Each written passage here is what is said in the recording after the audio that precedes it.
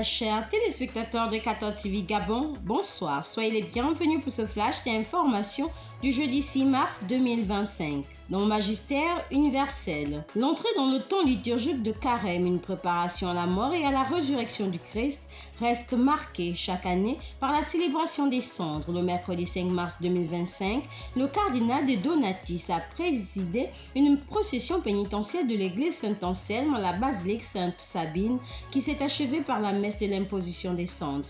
Dans l'homélie du Saint-Père pour ce carême 2025, lu par le cardinal de Donatis, le pape François a donné les orientations à prendre pour vivre le chemin du carême vers Pâques. Recevoir les cendres, c'est regarder au-dedans de soi et se rappeler que nous sommes poussière. Nous avons été créés à partir de la poussière et nous retournerons à la poussière. Il importe ainsi de vivre les 40 jours avant Pâques avec l'espérance de la résurrection, a rappelé le pape François. Nouvelle d'Église. Tradition respectée le mercredi 5 mars 2025 à la paroisse Saint-Jean-Paul II de Cocody-en-Gré dans l'archidiocèse d'Abidjan en Côte d'Ivoire avec la célébration de la messe de l'imposition des cendres aux fidèles venus nombreux.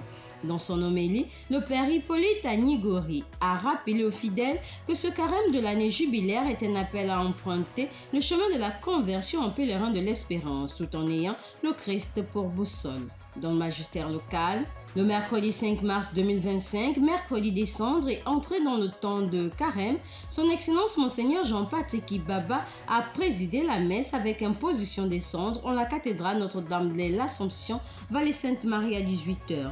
Le métropolitain de Libreville, introduisant la célébration de la messe, s'est exprimé ainsi. Voici le temps que l'Église nous propose pour sortir de nos tombeaux. Voici le temps que l'Église nous propose pour sortir des sentiers qui nous mènent à la mort. Voici le temps que l'Église nous propose pour nous guérir. Nous guérir du péché. Pour cela, l'Église nous propose un chemin de vie. Le chemin de vie, c'est d'abord la parole de Dieu. Le temps de carême est un temps qui nous projette sur la célébration du temps de Pâques.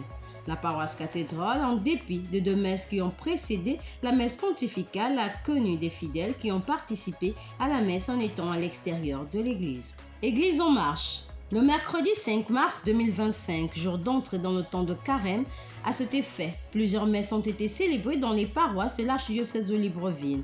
À la paroisse Notre-Dame du Rosaire et de la Nomba, dans le doyenné Saint-Joseph, la messe d'imposition des cendres a été présidée par le vicaire Père Turbus Casimir Ndongobian, qui a invité les paroissiens à être des vrais pèlerins d'espérance tout en vivant une vie de pénitence, de partage et de prière. Avant la célébration du mercredi des cendres à la paroisse Notre-Dame du Rosaire et de la Nomba, le mercredi 5 mars 2025, une récollection paroissiale a été organisée le samedi 1er mars 2025 dernier en vue de la préparation à accueillir ce temps de carême avec espérance sous le thème « En marche vers Pâques sur le chemin de l'espérance ».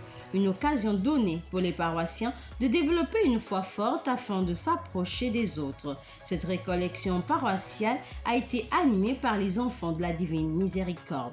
Allons dans le diocèse de Franceville.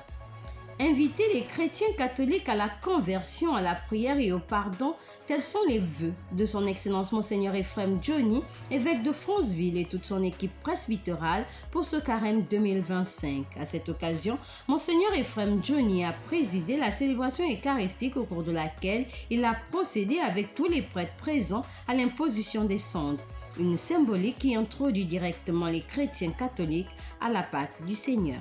Chers téléspectateurs de 14 TV Gabon, c'est ainsi que s'achève votre flash d'information de ce jeudi 6 mars 2025. Nous vous remercions de l'avoir regardé. On marche vers les 200 ans de l'histoire de l'évangélisation de l'Église catholique au Gabon. Gardons la foi, l'espérance et la charité.